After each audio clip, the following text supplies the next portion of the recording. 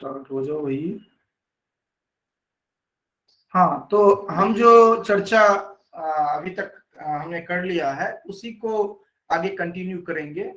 और चर्चा जो हमने किया था उसमें मूल रूप से अगर सरसरी निगाह से 2 मिनट में देखा जाए तो इस तरह था। जो मंगलाचरण हमने देखा था, मंगलाचरण के बाद अभिधेय प्रयोजन हमने देखा था। प्रयोजन पाठक की दृष्टि से और काव्य कवि जो है उनकी दृष्टि से देखा था। उसके बाद हम कारण पढ़ाए थे, कारण या हेतु, और हेतु न तो हेतु कह करके जो 3 जो कारण है उसका विवरण हमने देखा था।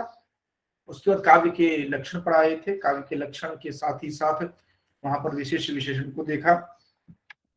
इसके बाद उदाहरण ये अनुलंकृति पुनः क्वापि जो है उसको हमने देखा।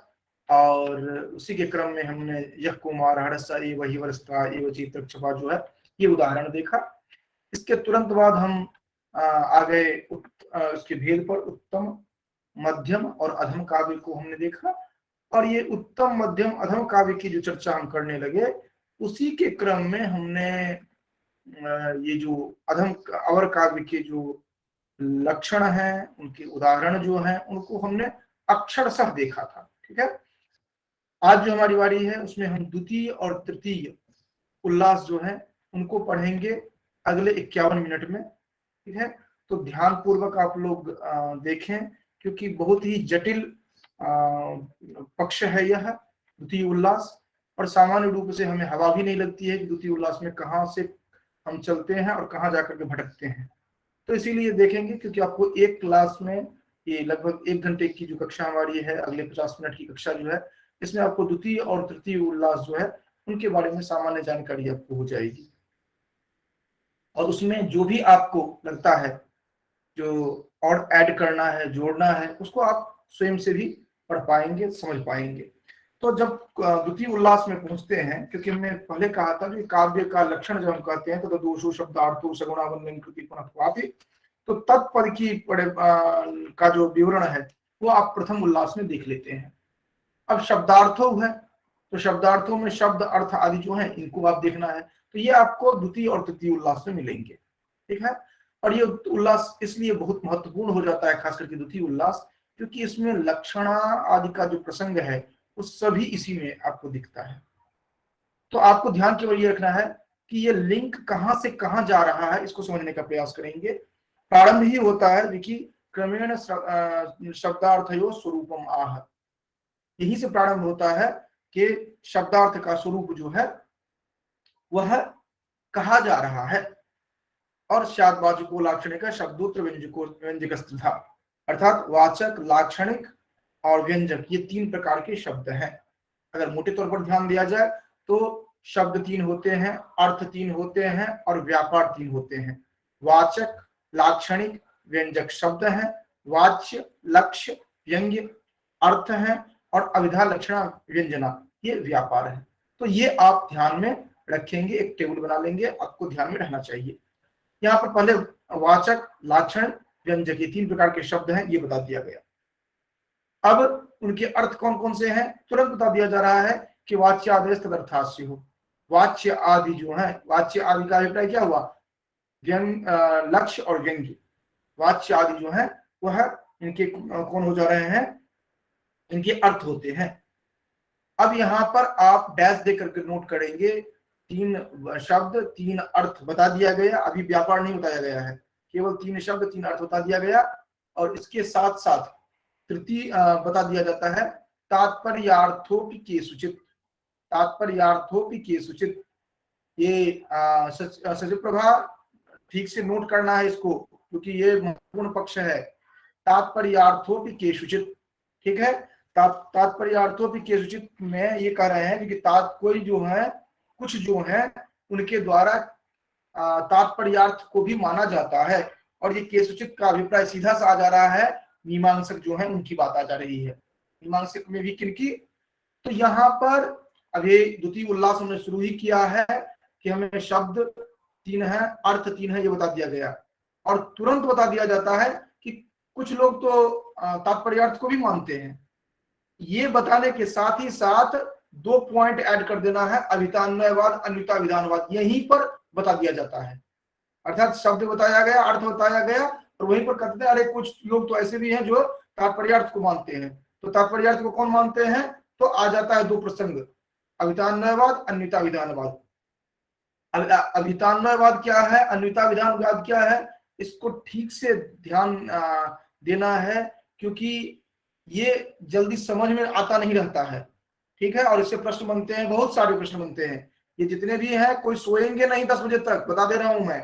ठीक है, क्योंकि बीच में मैं जगाऊंगा। तो ये तात्पर्यार्थों के सूचित जो कहा गया, उसमें आ जाते हैं जो कि अभितान्वयवादियों के मत को बता रहे हैं। अभितान्वयवादी का मत क्या है, इसको समझ लीजिए। अभिहित अन्वयवादी, नाम ही है अभिहित अन्वयवादी।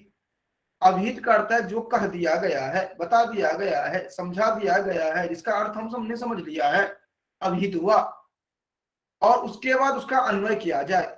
अर्थात एक सेंटेंस है, एक वाक्य है, उस वाक्य में 4 शब्द हैं, 4 शब्द का अर्थ पहले आप ग्रहण करेंगे, अर्थात अभिहित होगा, उसके बाद अन्वय करेंगे, फिर अर्थ निकालेंगे उसका। जैसे राम आम खाता है, रामः आम्रम खादति, तो रामः पद जो है, आम्रम पद है, खादति क्रिया है। इन तीनों का पहले अर्थ आप जानेंगे, उसके बाद आकांक्षा योग्यता सन्निधि के बल पर उन सभी को अन्वित करके एक विशेष अर्थ जानेंगे। तो जब आप कहते हैं राम आम खाता है, तो राम आम खाता है का जो अर्थ आ रहा है, वो न तो राम का अर्थ है, न आम का अर्थ है, न खाता है का अर्थ है, अर्थात समवेत रूप से कुछ अलग ही अर्थ निकाल रहा है। और ये अलग अर्थ जो निकल रहा है, यही तात्पर्यार्थ है। ठीक है, तो ये किनका मत है? अभितान्वयवादियों का मत है। अभितान्वयवादी जो है, इनका मत है। और इनके साथ साथ नोट कर लेंगे, कुमारिल भट्ट और उनके अनुयायी जो है, ये अभितान्वयवादी हैं। और अभितान्वयवाद क्या है, तो मोटे तौर पर आप ध्यान रखेंगे, जो वाक्य में पहले अभिहित, ये शब्द जो है वो अभिहित होते हैं, उसके बाद उनका अन्वय ग्रहण किया जाए, उनका अन्वय कर अर्थ लिया जाता है। अब परिभाषा क्या कहते हैं, ये शशि प्रभा विशेष रूप से सुन लो।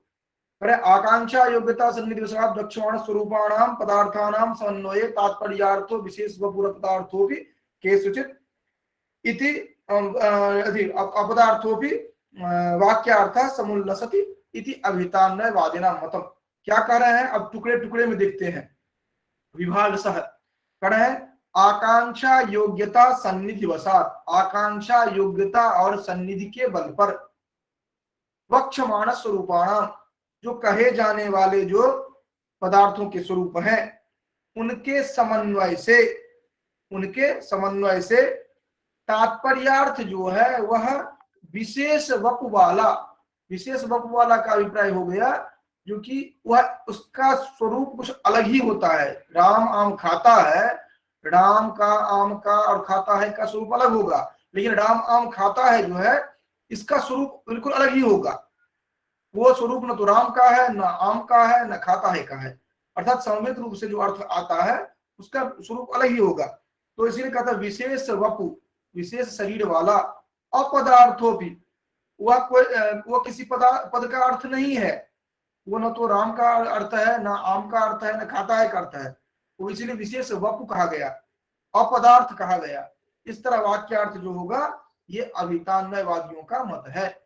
तो अभितान्वयवाद अगर पूछा जाए क्या है, तो कुमारिल भट्ट आदि जो है उनका मत है, जिसमें कि पहले वाक्य के प्रत्येक पद का पद अभिहित होते हैं, और फिर आकांक्षा योग्यता सन्निधि के बल पर उनको अन्वित कर उनका एक अर्थ ग्रहण किया जाता है। वह अर्थ जो ग्रहण किया जाता है वह तात्पर्यार्थ है, जो विशेष वपु होता है, अपदार्थ होता है, और यही अभितान्वयवादियों का मत है। अर्थात अभितान्वयवाद, अन्वितावादी दोनों जो है, ये वाक्य से अर्थ ग्रहण करने की प्रक्रिया है।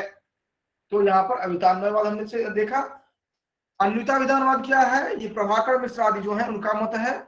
वो कहते हैं कि नहीं जी, ये आपने आकांक्षा योग्यता सन्निधि के बल पर जो आप राम आम खाता है अलग अलग जो अभिहित करवाते हैं, फिर अन्वय देते हैं, ऐसा कुछ नहीं है। डायरेक्ट जो राम आम खाता है उसका अन्वित रूप ही हमें दिखाई पड़ता है। इसीलिए कहा गया है वाच्य एव वाक्यार्थ, अन्यथा विधानवाद अगर कहा जाए तो एक लाइन में बोल दीजिए वाच्य एव वाक्यार्थ, वाच्यार्थ जो उसका होगा वही वाक्यार्थ होगा, वहां पर तात्पर्यार्थ नहीं होता है। तो ध्यान रखेंगे तात्पर्यार्थ किसका मत है, कुमारिल भट्ट आदि का, अभितान्वयवादी आदि जो है उनका मत है। तो ये अभितान्वयवाद अन्यथा विधानवाद में डिफरेंस है, इसको ठीक से ध्यान में रखेंगे। इसके बाद आगे जो टॉपिक है इसमें अगला टॉपिक नोट करेंगे, अर्थात अभी तक हमने शब्द देखा, अर्थ देखा, तात्पर्यार्थों की सूचित देखा, फिर अभितान्वयवाद अन्यथा विधानवाद, एक एक टॉपिक नोट करते जाएंगे द्वितीय उल्लास में क्या है, तो फिर आपको लिंक करने में सुविधा होगा, नहीं तो लगेगा जो कि पूरा वन जंगल जैसे दिखेगा। अगला टॉपिक क्या है, सर्वेषां प्रायसो जड़तानां व्यंजकत्वम अपीस्यते। अब इसको समझिए क्या है कि वाच्यार्थ किससे निकलता है, वाचक शब्द से। लक्ष्यार्थ किससे वो निश्चित होगा, लाक्षणिक शब्द से। व्यंग्यार्थ किससे निश्चित होगा, व्यंजक शब्द से। ठीक है, लेकिन जब आप आगे बढ़ेंगे अर्थात वाच्यार्थ जो है वह आगे अगर व्यंग्यार्थ निकाल रहा है तो वाच्यार्थ जो होगा वह शब्द जैसे ट्रीट होने लगेगा। देखो हमने कहा शब्द है उससे अर्थ निकलता है, ठीक है, तो वाचक शब्द से वाच्यार्थ निकला, लाक्षणिक शब्द से लक्ष्यार्थ निकला, व्यंजक शब्द से व्यंग्यार्थ निकला। लेकिन वाचक शब्द से जो वाच्यार्थ निकला उस वाच्यार्थ से भी व्यंग्यार्थ निकलता है, उस वाच्यार्थ से भी व्यंग्यार्थ निकलता है, अर्थात एक तीसरा स्टेप भी उसका हो जाएगा।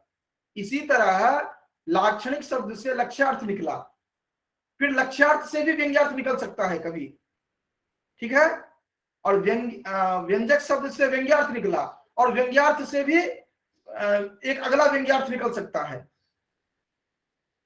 तो कह रहे हैं ये क्या कि जहां से वो वाच्यार्थ से व्यंग्यार्थ निकले आगे, लक्ष्यार्थ से व्यंग्यार्थ निकले या व्यंग्यार्थ से व्यंग्यार्थ निकले अगला, जिससे व्यंग्यार्थ निकलेगा वो व्यंजक कहा जाएगा। और इसीलिए इन्होंने कहा है जो कि ये जो है सर्वेषां प्रायसो जर्थानां व्यंजकत्वम अपीस्यते, ये वाच्यार्थ हो या लक्ष्यार्थ हो या व्यंग्यार्थ हो उस वह व्यंजक जैसे ट्रीट किया जा सकता है। ये इसी तरह का अर्थ हो गया जैसे कि एक लड़का है, ठीक है, वह किसी का बेटा है, ठीक, लेकिन उसका भी बेटा हो गया तो वो क्या हो जाए, वो पिता बन गया, अर्थात उसका पिता कोई और है लेकिन फिर वो पिता बन गया, एक स्टेप आगे बढ़ गया। तो इसी तरह यहां पर ये है कि यहां पर वाच्यार्थ जो है अगर उससे व्यंग्यार्थ निकल रहा है तो वाच्यार्थ को हम व्यंजक शब्द कहेंगे, फिर लक्ष्यार्थ से अगर व्यंग्यार्थ निकल रहा है तो लक्ष्यार्थ को हम व्यंजक कहेंगे, व्यंग्यार्थ से दूसरा व्यंग्यार्थ निकल रहा है तो पहले व्यंग्यार्थ को हम व्यंजक कहेंगे। यही बात यहाँ पर कह रहे हैं और तीनों का एक उदाहरण दे रहे हैं। जैसे कि पहला है मात्र गृहोपकरणम मध्य खलु नास्ति साधितम त्वया तद्भण किम करणीयम एवमेव न वासर स्थायी, कह रहे हैं जो कि वह रमन करने के लिए जाना चाहती है, वो कहती है जो कि माता जी मुझे बता दीजिए जो कि घर में कुछ लाना है क्या बाजार से, क्योंकि दिन जो है ऐसे ही स्थायी नहीं रहेगा, ये तो बदल शाम हो जाएगा। मतलब वह अपने प्रियतम से मिलने के लिए जाना चाहती है, इसलिए वह ऐसा कर रही है। तो वह जो एवमेव न वासर स्थायी, दिन ऐसे ही नहीं रहेगा, ये चीज जो है बताने की, ये जो है ये तो वाच्यार्थ हुआ, और वाच्यार्थ से वह अभिसरण करने के लिए जाना चाहती है, ये हो जाएगा क्या, व्यंग्यार्थ। तो वाच्यार्थ जो हो गया यहाँ पर व्यंजक बन गया, ठीक है। इसी तरह लक्ष्यार्थ की बात आ रही है जो कि साधयन्ति सखी सुभगम क्षणे क्षणे दूनासिमत कृते एवमेव ये सद्भाव स्नेह करणीयम एवमेव तावत विरचितम त्वया, ठीक है। तो ये जो है इसमें क्या हो रहा है कि मूल रूप से जो चर्चा कर रहे हैं वो ये चर्चा कर रहे हैं क्योंकि अपने सहेली को कह रही है जो कि तुमने बार बार मेरे प्रियतम के पास जाकर के तुमने बड़ा ही कष्ट उठाया, रात रात भर तुम जगी रही, तो इस तरह तुमने स्नेह का प्रदर्शन किया। वस्तुतः है क्या, जो कि वह जो उसके पास गई, रमन की, और इस कारण से रात भर जगी रही आदि आदि जो है, मतलब तुमने शत्रुता का आचरण किया।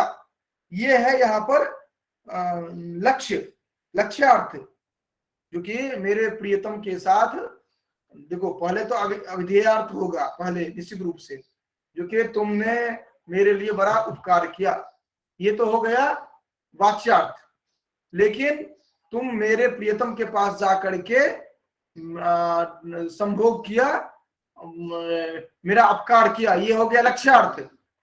अब ये लक्ष्यार्थ जो है उससे निश्चित हो रहा है क्या, जो कि वह कामुक है, वह जो सखी है वो कामुक है। ये हो गया, ये क्या हो जा रहा है, ये हो जा रहा है ये क्या कहते हैं, व्यंग्यार्थ। ठीक है, तो व्यंग्यार्थ हो जा रहा है, इसका अभिप्राय हो गया क्या, जो कि ये अनिवार्य रूप से व्यंजना को बता रहा है यहाँ पर, अर्थात वो इससे पहले वाला जो हो गया था वो व्यंजक हो गया था। तो इस तरह से है, जो कि यहाँ पर लक्ष्यार्थ जो है वह व्यंग्यार्थ हो गया, व्यंजक हो गया। ठीक है, तो वाच्यार्थ कहीं पर व्यंजक हो सकता है, फिर लक्ष्यार्थ कहीं पर व्यंजक हो सकता है, और कहीं पर अब व्यंग्यार्थ जो है वो अपने आप में व्यंजक हो सकता है। अब कैसे हो सकता है, तो ये चीज यहाँ पर हम बता रहे हैं। तो इसमें क्या होगा, जो कि एक एक करके स्टेप बाय स्टेप देखेंगे। स्टेप बाय स्टेप में क्या है यहाँ पर, जो कि अभी तक हमने देखा था वाच्यार्थ को देखा, वाच्यार्थ से व्यंग्यार्थ को देखा, फिर लक्ष्यार्थ से व्यंग्यार्थ को। अब यहाँ पर व्यंजक व्यंग्यार्थ जो है उसकी व्यंजकता हम देखते हैं, कैसे होगा। उदाहरण कर रहे हैं, पश्य निश्चल निष्पन्दा विष्णी पत्रे राजते वलाका निर्मल मरकत भाजन परिस्थिता शंख सुक्तिरिव। कह रहे हैं जो कि कमल के पत्ते पर बगुली जो है वह निश्चल होकर के बिना हिले डुले बैठी है, और ऐसा ही है जो मानो पत्ते पर शंख रखा गया हो, अर्थात मरकत के विभाजन पर शंख रख दिया गया हो, क्योंकि मरकत जो होता है वह ग्रीन कलर का होगा तो पत्ते जैसा, और उस पर ये जो जैसे बगुली बैठी हुई है उजली, वैसे ही वो लगेगा जो कि शंख जो है वो उजला बैठा हुआ है, इस तरह। तो कुल मिलाकर के यहाँ पर क्या हो जा रहा है, जो कि वह निष्पन्द होकर के बैठी हुई है। तो किसी ने अपने प्रियतम से कहा था जो कि ये हमारा संकेत स्थान है। अब यहाँ पर क्या हो रहा है कि सबसे पहले क्या है, जो कि निष्पन्दत्व है, अर्थात वो निष्पन्द है, वह हिलडुल नहीं रही है। अत्र निष्पन्दत्वेन आस्वस्तत्व करे, जो कि निष्पन्द है, इसका अभिप्राय क्या रहा है कि वो आश्वस्त है, जो कि यहाँ पर कोई व्यक्ति नहीं आया था। उससे क्या हो रहा है कि तेन च जनरहितत्वम, यहाँ पर कोई व्यक्ति नहीं आया, जनरहित था। अतः संकेत स्थानम एतत् इति कयाचित कंचित प्रति उच्यते, ये हमारा संकेत स्थान है, या किसी के द्वारा किसी को कहा गया था, किसी नायिका के द्वारा किसी नायक को कहा गया था। ये हो गया एक एपिसोड पूरा बना। मतलब पहले देखो, पहले क्या इसमें होगा, अभिधा, फिर पहले अभिधेयार्थ, फिर व्यंग्यार्थ, फिर दूसरा व्यंग्यार्थ, ये तीन स्टेप में आएगा। पहले क्या होगा, जो कि वह निष्पन्द है, यह तो हो गया, उससे आश्वस्त है, यह इंडिकेट हो रहा है। उससे जनरहित है, अर्थात यहां पर कोई व्यक्ति नहीं आया था।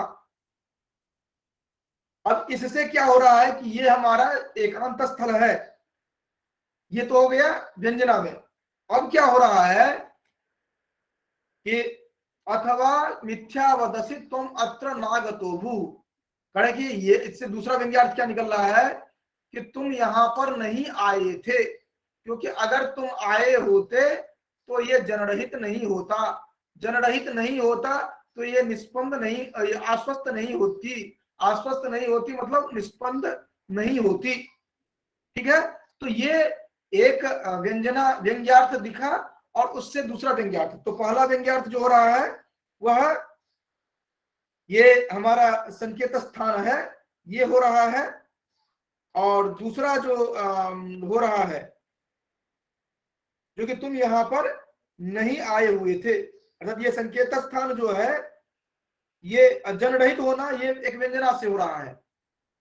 जनरहित होना ये व्यंग्यार्थ हुआ, अभिधात हुआ जो कि आश्वस्त है, निष्पन्द है, और व्यंग्यार्थ हुआ जो कि एकांत स्थल है।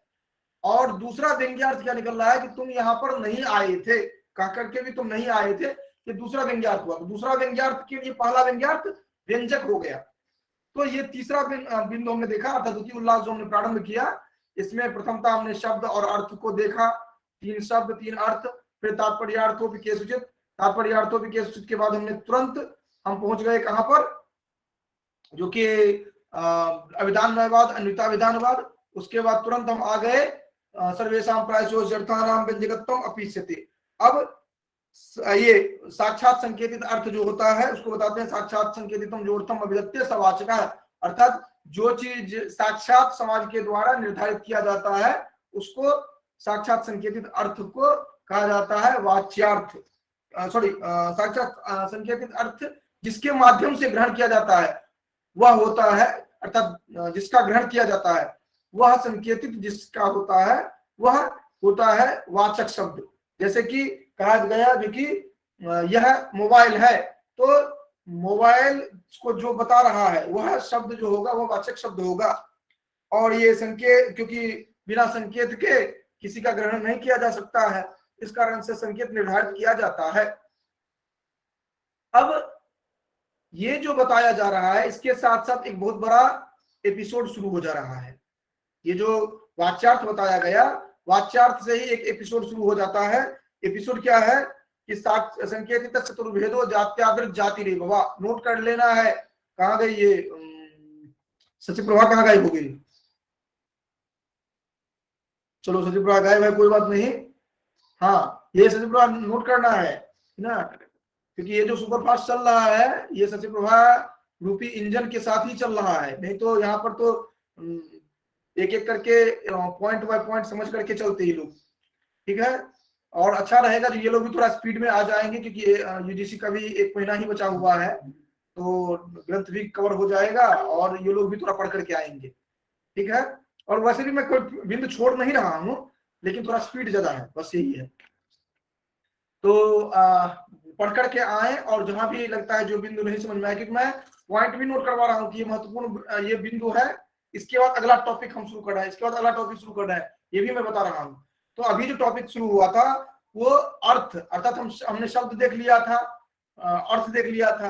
अब शब्द जो है वाचक शब्द किसको कहते हैं उसको परिभाषित किया गया। अभी तो केवल नंबरिंग बताया गया था, जो कि वाचक, लाक्षणिक और व्यंजक, ये तो केवल बताया गया था, गिनती की गई थी। अब परिभाषा बताई जा रही है, जो कि साक्षात संकेतितम जोड़तम अभिधत्ते सवाचक है। और इसके तुरंत बाद कह दिया जा रहा है इस संकेतित अर्थ क्या है। तो कह रहे कि संकेतित अर्थ जो है ये 4 होते हैं, अर्थात 4 तरह से इनका ट्रीट किया जाता है। जात्यादि या जाति में ही, अर्थात जाति आदि में माना जाएगा या जाति में ही माना जाएगा। नोट कर लेंगे, जात्यादि जो होगा वो व्याकरण साहित्यिक आदि मानेंगे जात्यादि, और जाति जो होंगे जाति जो कहा गया है जाति एवं जाति रेव, ये मीमांसकों का मत है, क्लियर कट नोट करके रख लेना है। व्याकरण मानेंगे जात्यादि, और ये जो मानेंगे केवल जाति ही एव। अब ये बहुत बड़ा एपिसोड है जो कि पल्ले नहीं पड़ता रहता है, समझ में नहीं आता है। इसको मैं, इसका निचोड़ जो है वो मैं आपको लिक्विड फॉर्म में दे रहा हूं ताकि आराम से पी लेंगे। इसमें क्या है, पहले क्या करते हैं ये जो कि कहते हैं इनका मत प्रस्तुत करेंगे जात्यादि वालों का, उसके बाद जाति एवं वालों का प्रस्तुत करेंगे। कहा गया है यहाँ पर जात्यादि जाति रेवा, अर्थात एक जो हमने सीक्वेंस देखा, द्वितीय उल्लास प्रारंभ करते ही हमने सबसे पहले क्या देखा, जो कि वाचक शब्द की बात की, उसके बाद अर्थ की बात की, उसके बाद तुरंत हम आ गए तात्पर्यार्थोपिकेसूचित, अभिधानवाद, अन्विताभिधानवाद हमने देख लिया।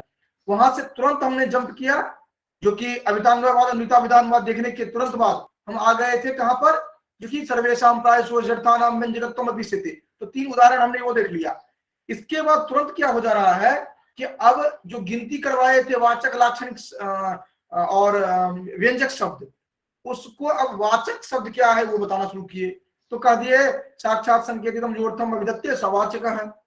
अब इसके लिए आपको अलग से भी ध्यान में रखना चाहिए, क्योंकि संकेतक ग्रह के लिए बताया गया था संकेत ये शक्ति ग्रहम व्याकरण उपमान कोशात् वाक्याद् व्यवहारतश्च वाक्यस्य शेषाद् विवृतेर्वदन्ति सान्निध्यतः सिद्ध पदश्च वृद्धा। ये जो बताया गया है ये नोट करके आप रख लेंगे, जो कि ये कहा जाता है संकेतक ग्रह के उपाय है। हालांकि इसका मूल कहाँ है, कहाँ से लिया गया है, वो अभी तक में नहीं मिला है। अगर आप लोगों को मिले तो नोट करके रखिएगा। ये जो शक्ति ग्रहम व्याकरण उपमान जो कहा गया है वो मूलतः इसका ओरिजिनल कहाँ का डिफरेंस है ये नहीं मिलता है। तो कभी अगर पूछा जाए तो स्पष्ट रूप से बताना है कि उदाहरण के रूप में ही प्राप्त होता है, कहीं पर नाम नहीं कहा गया है। ठीक है।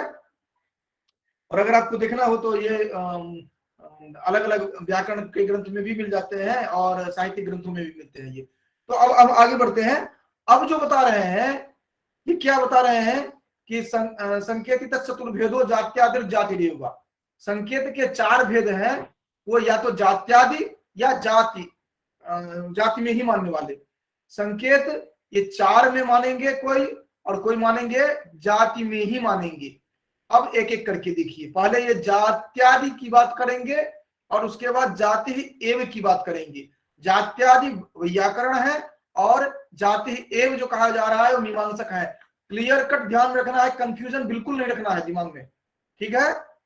अब साहित्यिक की बात की जाएगी तो यहाँ पर उपाधि की बात करेंगे हम, वहां भी जात्यादि ही रहेंगे लेकिन जात्यादि उपाधि की बात करते हैं। अब हम देखते हैं यहाँ पर कहते हैं यद्यपि अर्थक्रियाकारितया प्रवृत्ति निवृत्ति योग्य व्यक्ति एवं तथापि आनंत्याद विचाराच्च तत्र संकेत कर्तुं न युज्यते गौ शुक्ल चलोदित्य इत्यादीनां विषय विभागो न प्राप्ति च तदुपाधौ एव संकेतः। अब साहित्यिक क्या कहते हैं, ये बहुत ही सावधानी से खेल करते हैं। कहते हैं कि देखिए आप जो कह रहे हैं यद्यपि अर्थ क्रियाकारित्व जो है वह प्रवृत्ति निवृत्ति जो होता है वो व्यक्ति में होता है, लेकिन तथापि अनंत और व्यभिचार दोष को से बचने के लिए वहां पर इसका प्रयोग नहीं किया जा सकता है।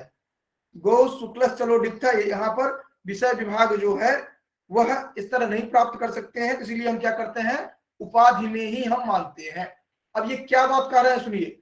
कह रहे हैं जो कि अर्थ क्रियाकारित्व जो होता है वो तो होता है व्यक्ति में। ठीक है। जैसे हम जब कहते हैं गाय बांधो, तो गाय बांधो कहा जाता है तो आप एक गाय को ला करके बांधते हैं ना, ऐसा थोड़ी होता है कि सभी को लेकर के आ जाएंगे आप।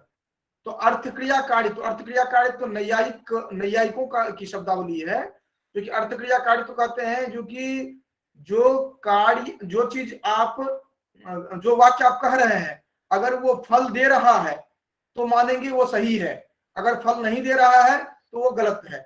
जैसे कि आप उसी को यथार्थानुभव कहते हैं, जो कि आपको दूर में दिख रहा है जो कि पानी का तालाब दिख रहा है या पानी है ऐसा दिख रहा है।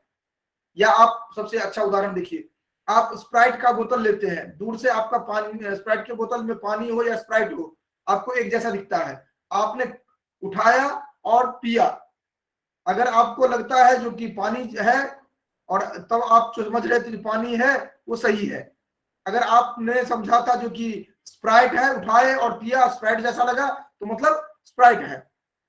मतलब जो प्रयोजन जिस तरह से सिद्ध होगा अगर वही आप मान रहे हैं तो वह सही है, नहीं तो गलत है।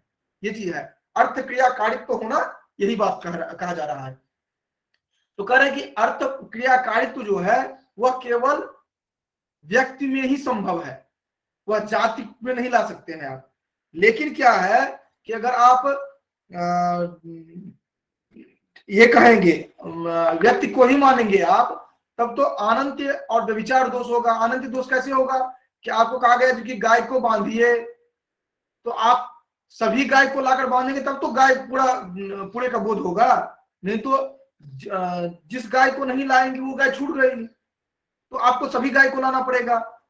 एक तो ये हो गया आनंत्य दोष हो जाएगा। व्यभिचार दोष ये होगा जो कि नियम के विरुद्ध, मतलब आप वर्तमान समय में जितने गाय हैं उन्हीं को ला सकते हैं, भूत भविष्य में जो गाय हैं उनको नहीं ला सकते हैं। तो इस तरह से व्यभिचार दोष।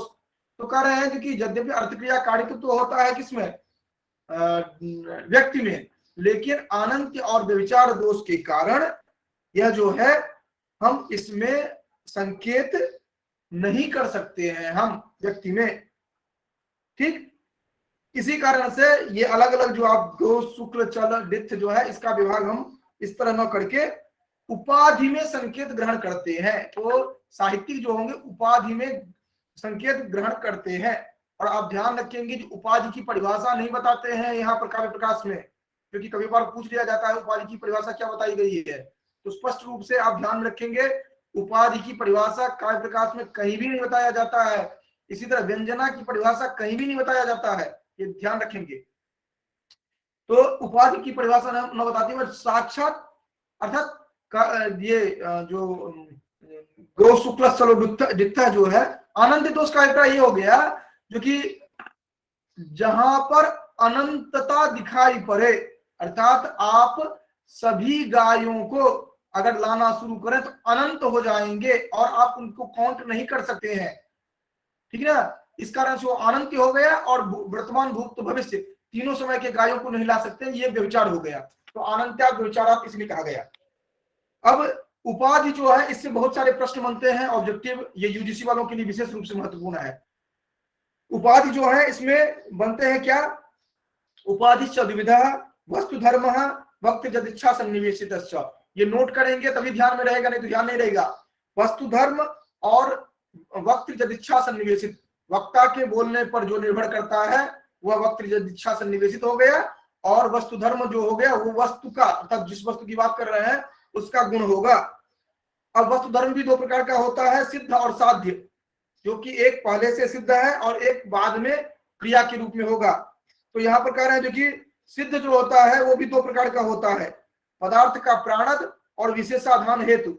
साध्य जो है उसको क्रिया कहा जाता है और पदार्थ का प्राणद जो है वह जाति कही जाती है।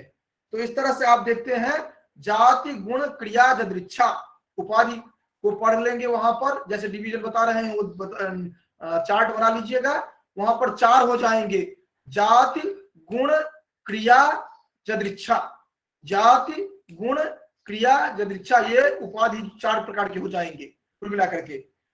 अब यहाँ पर जो इंटरव्यू के लिए जो प्रश्न बनता है ये देख लीजिए, ये विशेष रूप से ध्यान देंगे डॉक्टर सुदीप प्रभा। ये नहीं गौ स्वरूपेण गौ नाप्य गौ गोत्वाभिसंबंधात् गौ, इसको स्पष्ट करिए। और ये जो पूछा जाता है तो हवा भी नहीं लगती है कहां से क्या पूछ लिया गया, और इसका उत्तर कुछ भी नहीं है, सीधा सा इतना कहना है जो कि ये जो कहा गया है वाक्यपदी में एक उदाहरण बताया गया है कि गाय को हम गाय कैसे कहते हैं, तो गोत्व संबंध से गाय कहते हैं, अर्थात गाय में जो गोत्व जाति है उसके कारण उसको हम गाय कहते हैं। नहीं गौ स्वरूपेण गौ, स्वरूप से वह गाय नहीं है, वो उजली है लंबी है चौड़ी है, इससे गाय नहीं है वो। और नहीं स्वरूप से वह अगौ कही जाएगी, जो गाय नहीं है ये भी नहीं कह सकते हैं, वस्तुतः गोत्व उसमें है इस कारण से उसको गाय कही जाती है। बस इतना ही है इसका अर्थ। ये प्रश्न पूछा जाता है और वहां पर हमें हवा नहीं लगती है कहां से प्रश्न पूछ लिया गया, तो ये ध्यान में रखेंगे क्योंकि ये यहाँ पर उपाधि 4 बताए वहीं से ये प्रश्न पूछ लिया जाता है, क्योंकि वहां पर एग्जाम्पल दिया जाता है जाति का। ठीक है, जाति के बाद दूसरा उदाहरण दूसरा दिया जाता है द्वितीयो गुण है शुक्लादीना ही लब्ध सत्ताकम वस्तु विशेषित, जिसके द्वारा शुक्ल आदि के द्वारा जो वस्तु की विशेषता बताते हैं, जो कि नीला है पीला है उजला है हरा है काला है, इसको गुण कहा गया है। साध्य क्या है, साध्य है पूर्वा परिभूतावयव क्रिया रूप, पूर्वा परिभूत जो है क्रिया रूप है, ये साध्य जो है इज इक्वल टू क्रिया रूप जो है, इसको ध्यान में रखेंगे। इसमें भी 2 तरह के मत होते हैं, एक होते हैं वैयाकरणों का, एक होता है मीमांसकों का। स्पष्ट रूप से लिख लीजिए, जो कि ये जो 4 उपाधि बताए गए हैं, 4 उपाधि में से क्रिया जो है, क्रिया किसको आप कहेंगे, तो इसके लिए मीमांसक और वैयाकरण में भेद है। ये वैयाकरण क्या कहेंगे कि भैया देखो बात ऐसी है कि जब हम चावल पकाना शुरू करते हैं, भात बनाना शुरू करते हैं, तो जब से हमारा शारीरिक क्रिया प्रारंभ होता है, मोटे तौर पर, हालांकि उनका व्याख्यान बहुत अलग तरह से विस्तार पूर्वक है और इस पर कितने ग्रंथ लिखे गए हैं, मैं उनको निचोड़ करके मैंने कहा ना, जो कि मैं केवल बूंद के रूप में आपको पिला रहा हूं, जो कि जहां पर फिजिकल एक्टिविटी होती है वहां से प्रारंभ होता है क्रिया, होती है क्रिया। जैसे चावल पकाना है तो जहां पर आप आग जलाना शुरू किए, उसके बाद बटलोई लिए, फिर उसमें पानी डाले, गर्म हुआ, चावल डाले, फिर सिद्ध हुआ, एक निकाले और देखे जो कि सिद्ध हो गया एक, और आप कहते हैं हो गया, खत्म, आंच कम कर देते हैं। ये वैयाकरणों का है, ठीक है। लेकिन मीमांसक जो है वो कहते नहीं जी, जब आपने मन में सोचा कि अब हम प्रारंभ करें, तभी से वो क्रिया शुरू हो जाती है, ठीक है। और आप इसको इस तरह याद रख सकते हैं कि मीमांसक जो होते हैं तो भावना वाले हैं ना, तो भावना मन से ही प्रारंभ हो जाती है, ठीक है। और वैयाकरण जो है वो क्रिया वाले हैं, फिजिकल वाला। तो वैयाकरण फिजिकल वाले होंगे और वो जो होंगे मन वाले होंगे, अर्थात मीमांसक मन वाले, मौ से मीमांसक, मौ से मन वाले, और व्याकरण और वहां पर ये व्यापार वाले, व्याकरण शारीरिक व्यापार वाले, इस तरह ध्यान में रखेंगे। तो ये क्रिया रूप हो गया। तो क्रिया रूप में भी दो पक्ष होते हैं, तो ये ध्यान में रखेंगे। उसके बाद कहते हैं जो कि डिथ आदि जो है उसमें ड, ई, त, थ, अ, ये जो है इस तरह, जिसका कि अलग से कोई अर्थ आप नहीं निकालेंगे, जो वक्ता के द्वारा जो फिक्स कर दिया जाएगा वही उसका अर्थ होगा। ये कहा जाता है यदिच्छात्मक। जैसे किसी के बेटे का नाम होता है चिंटू या चिंकी, तो आपके लिए वो निरर्थक है, लेकिन उसने जो रखा है नाम वो सार्थक है, वो निरर्थक नहीं होता है। और यही कारण है कि व्याकरण में आप देखेंगे जो कि वहां पर कुची, कुर्ची आदि जो है उसको भी साध शब्द मान लिए हैं आगे चल करके, ठीक है। तो ये चीज जो है आपको यदिच्छात्मक आप जान चुके हैं। और एक प्रश्न पूछा जाता है, भाव कहाँ रही हो शशि प्रभा, अगला आ गया फिर से, जो कि गौ शुक्ल चलोडित्थ इति इत्यादि चतुष्टयी शब्दानां प्रवृत्ति महाभाष्यकारः। ये बहुत ही महत्वपूर्ण प्रश्न रहता है, जो कि गौ शुक्ल चलोडित्थ इत्यादि चतुष्टयी शब्दानां प्रवृत्ति इति महाभाष्यकारः। लेकिन पूछा क्या जाता है, चतुष्टयी शब्दानां प्रवृत्ति, ये आपने पढ़ा होगा, इसके बारे में कुछ बताइए। तो चतुष्टयी शब्दानां प्रवृत्ति है, ये महाभाष्यकार महाभाष्य में कहते हैं, लेकिन वहां पर भी क्या कहते हैं, गौ शुक्ल चलो डिट्ठा, इसी को बताते हैं कि पूरा एपिसोड बता देना है वहां पर, ठीक है। अब क्या हो रहा है, एक जो सबसे ज्यादा फंसाने वाला बात होता है, वस्तुतः है कुछ नहीं, लेकिन इंटरव्यू में बहुत ज्यादा फंसाते हैं ये, परमाणुवादी नाम तो गुणमध्य पाठात पारिभाषिकम गुणत्वम। ये बहुत ही फंसाने वाला प्रश्न रहता है, लेकिन वस्तुतः ये इसमें कुछ दम है ही नहीं। कहते क्या है, क्योंकि परम अणु महत परिमाण आदि जो वैशेषिक दर्शन में जो चर्चा की गई है वो वहां पर टेक्निकल टर्म्स है, उसको आप यहाँ पर नहीं काउंट करेंगे, ठीक है ना। इसको आप पदार्थ के प्राण धर्म होने के कारण ये वैशेषिक धर्म दर्शन का जो गुण के मध्य में जो बताया गया है वो टेक्निकल टर्म्स है, इसका यहाँ पर गुण से नहीं बोध करवाएंगे। बात यहाँ पर ये हो रही है कि अभी हमने गुण को बताया था, जो कि क्या, जो कि जो पदार्थ का विशेषाधान हेतु हो, अर्थात गाय उजली है, काली है, नीली है, पदार्थ का विशेषाधान कर रहा है। तो कह रहे हैं जो कि वहां पर जो गुण बताया गया है वो क्या है, तो कह रहे कि उसको नहीं लेना है, वो तो वैशेषिक दर्शन में ये गुण के मध्य में वो चर्चा की गई है परमाणु आदि की, तो उसको वहां पर नहीं लेना है, अर्थात जो टेक्निकल टर्म्स वहां पर है उसको यहाँ पर नहीं लेना है।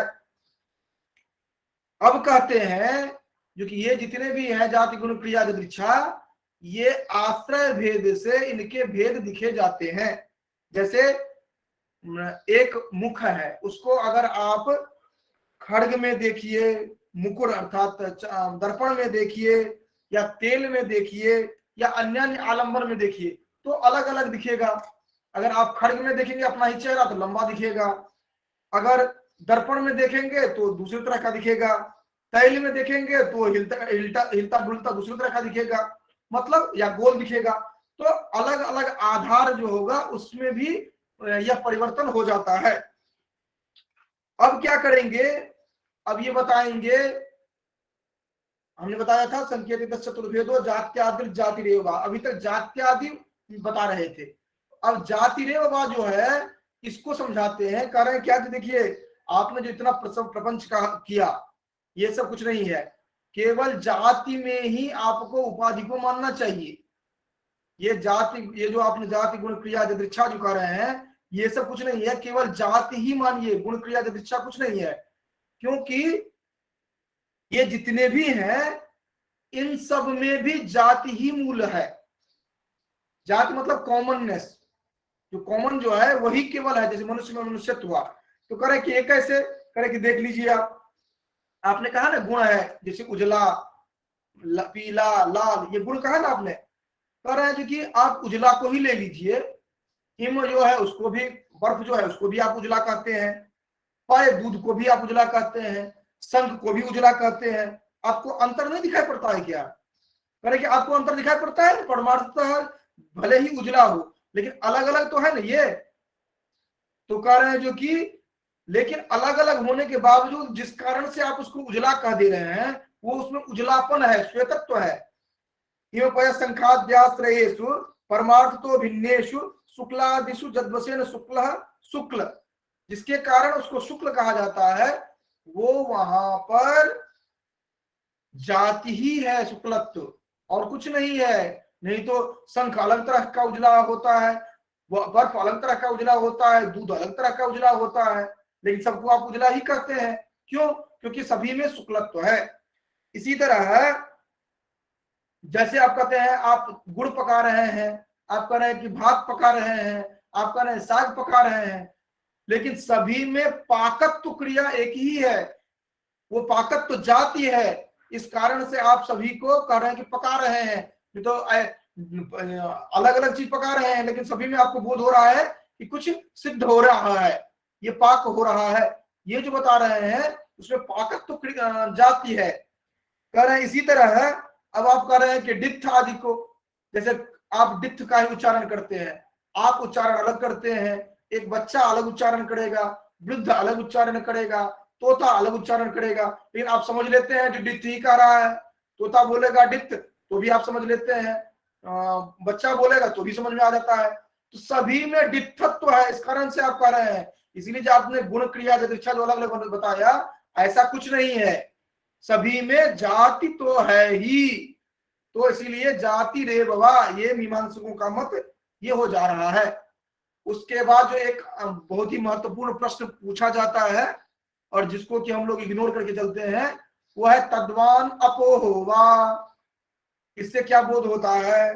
तद्वान से नोट कर लीजिए, बौद्धों के वाक्य को समझने का की बात बता रहे हैं। तद्वान जो है बौद्धों की बात कर रहे हैं, सॉरी तद्वान जो है वह नैयायिकों की बात कर रहे हैं, अपोह बौद्धों का है। तद्वान का अभिप्राय हो गया जो कि जैसे आपने कहा मनुष्य, तो अगर उसमें मनुष्यत्व है तो मनुष्य हुआ। आपने कहा सर्प, अगर उसमें सर्पत्व है तो सर्प हुआ, ठीक है। तो तद्वान हो गया उसका जाति, अगर उसका जाति उसमें है तो उसको आप मानते हैं जो सही है। तो तद्वान हो गया न्याय का सिद्धांत है, ज्ञान मीमांसक मुख्य सिद्धांत जो है वो न्याय का है। और अपोह जो है वह बौद्धों का है। अपोह क्या होता है कि तदितरेतर, अगर कहा जाएगा जो कि विपिन झा कौन है, तो कहेंगे विपिन झा से इतर जो है, उनसे इतर जो है वो विपिन झा है। मतलब मुझसे इतर इस त्रैलोक्य में जो कुछ भी है वो हो गया विपिनेतर। और जब आप कहते हैं विपिनेतरेतर तो इसका अभिप्राय हो गया जो कि विपिन से इतर जो है उससे इतर जो है, तो एक ही बचेगा। तो अपोह को इस तरह से बताया जाता है, ठीक है। तो तद्वान अपोहवा से आपको ध्यान में रखेंगे, जो ही तद्वान अपोहवा आ जाए तो आप बताएंगे जो कि जैसे वहां पर संकेतक ये जात्यादिर जातिरेव वा कहा गया था, तो जातिरेव वा कहने के बाद तद्वान अपोहो वाक्य द्वारा इन दोनों को समझा दिया गया। इसके बाद हो गया जो कि अभिधा व्यापार क्या है, तो सतत्र मुख्य तत्र मुख्यो व्यापारस्यो विदोच्यते, जहां पर मुख्य होगा अर्थात वाच्यार्थ जहां पर मुख्य है, मुख्योर्थ तत्र मुख्य, जहां पर मुख्यार्थ मुख्य है वहां पर व्यापार जो होगा वह क्या कहा जाएगा, अभिधा कही जाएगी। अर्थात ये जो साक्षात संकेतित अर्थ जहां पर मुख्य अर्थ को देता है, वहां पर जिस व्यापार के द्वारा देगा वह अभिधा व्यापार कही जाएगी। और इति साक्षात संकेतित यहाँ पर कह रहे हैं जो कि ये जो सहपद जो बताया जा रहा है यहाँ पर, वो है जो कि साक्षात संकेतित अर्थ जो है उसका बोधन जो करवाएगा वह अभिधा व्यापार है। इसके बाद आ जाते हैं, जंप करते हैं लक्षणा पर। अगला टॉपिक क्या, वो अभिधा व्यापार की बात हो गई, अब लक्षणा व्यापार की बात करते हैं। और मुख्यार्थवाद तद योगे रूढ़ितो तब प्रयोजनात् अन्योर्थो लक्ष्यते जत्सा लक्षणारोपिता क्रिया। इसमें यत् का क्या अभिप्राय होता है, तो यया अर्थात जिसके द्वारा बताया जाए, और अन्योर्थो दूसरा अर्थ जो बताया जाए, और आरोपिता क्रिया क्या है ये पूछा जाता है, तो ये देख करके रख लेना है खास करके इंटरव्यू के लिए, या ऑब्जेक्टिव में पूछा जाता है आरोपिता क्रिया नाम, और उसमें बताया जाता है अभिधा लक्षणा व्यंजना, तो उसमें अभिधा ये सॉरी लक्षणा हम डालेंगे। तो दोनों तरह से इंटरव्यू के लिए भी और ऑब्जेक्टिव के लिए भी ये प्रश्न बनता है, आरोपिता क्रिया कौन सा है और आरोपिता कैसे है, तो ये हमें बताएंगे जो कि एक तटरूप अर्थ जो है उसको आरोपित करती है इस तरह। फिर कर्मणि कुशला जो है, यहाँ पर कर्मणि कुशला कैसे इसका उदाहरण बनता है, ये आप विस्तार पूर्वक पढ़ लेंगे, क्योंकि मैं इसको इसलिए कह रहा हूँ कि विस्तार पूर्वक आप पढ़ लेंगे, क्योंकि इससे बहुत सारे प्रश्न बनते हैं, और मोटे मोटे अगर आप एक बार आपने पढ़ा है तो ग्रहण हो जाता है। तो लक्षणा प्रभाग जो होगा उसको हम एक बार अलग तरह से अलग हम फिर से चर्चा कर लेंगे, क्योंकि 21:55 हो गया है, तो मैं सोच रहा था जो कि द्वितीय उल्लास को समाप्त करूंगा, लेकिन वो आज समाप्त करना ठीक नहीं रहेगा, क्योंकि इसमें 2-3 बिंदु जो है बहुत ही महत्वपूर्ण रहेंगे। तो मोटे तौर पर मैं बता रहा हूँ कि द्वितीय उल्लास में और क्या क्या हम बिंदु देखेंगे। तो एक तो लक्षणा जो है, लक्षणा को देखेंगे, और लक्षणा के भेद जो है ये देखेंगे। ये लक्षणा तीन षड्विधा जो है ये एक महत्वपूर्ण प्रश्न बनता है, ये देखेंगे, और उसमें 6 भेद कैसे होते हैं ये देखेंगे। इसके बाद आगे हम चलेंगे। इसमें एक आ जाता है जो कि इन्होंने जो मीमांसकों का मत रखा है लक्षणा के प्रसंग में ही, वो एक आ जाता है।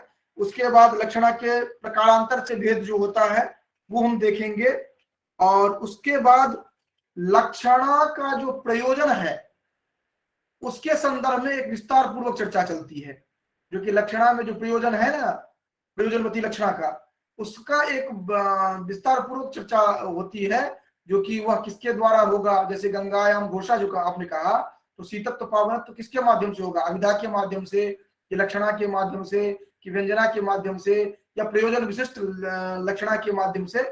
इस पर एक डिबेट चलता है, और इससे बहुत सारे प्रश्न बनते हैं, जिसमें कि मीमांसकों का मत भी आ जाता है बीच में, खंडन मंडन का भी एक आ जा रहा है, और जैसे लक्ष्यम नाप्यत्रवाद हो, ये एक जो आ जा रहा है।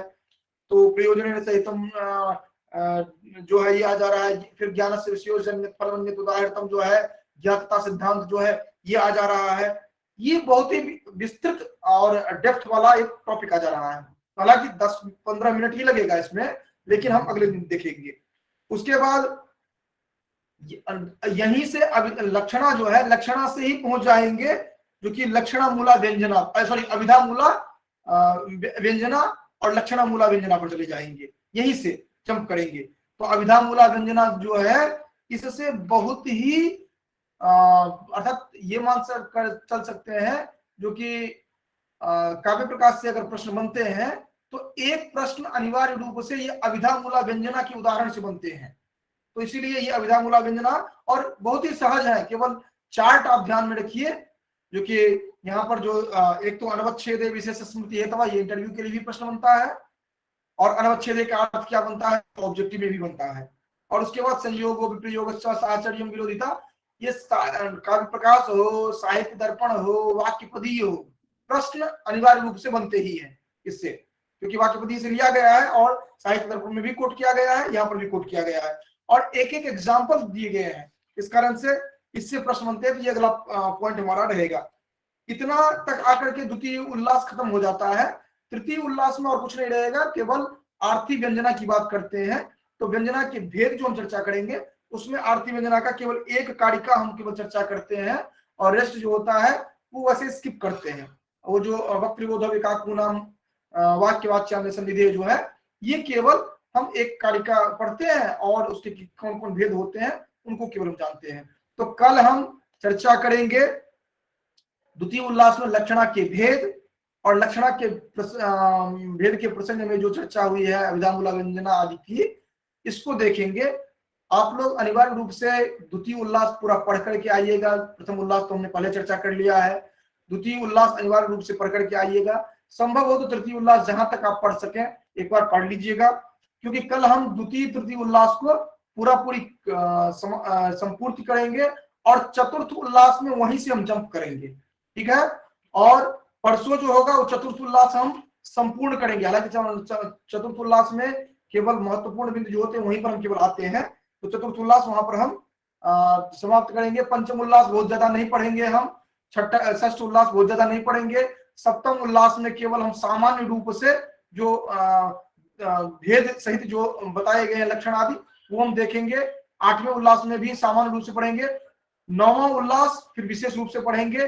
10वां उल्लास हम मोटे मोटे जो हमें अलंकार है उनको पढ़ेंगे। तो हमारा कल चलेगा, परसों चौथे रोज 4 दिन जैसे हमने लिया था, वो 4 दिन नहीं, ये 5 दिन टोटल चलेगा काव्य प्रकाश। अर्थात 2 दिन हो चुका है, 3 दिन और काव्य प्रकाश चलना है। और उसके बाद हम साहित्य दर्पण आएंगे। तो साहित्य दर्पण में क्या करेंगे कि जो जो पार्ट काव्य प्रकाश में नहीं है अर्थात डिबेटेबल है, उसको हम सामान्य सरप्रेस करके नाट्य पोर्शन वाला जो है उसको हम देखेंगे, ठीक है। इसी के साथ हम समाप्त करते हैं, क्योंकि 10 बज चुका है और 10 बजे के बाद हम कक्षा नहीं रखेंगे यहाँ पर। तो कल हम 8 बजे बैठते हैं, ठीक है, ताकि हम चतुर्थ उल्लास तक हम पहुंच सके।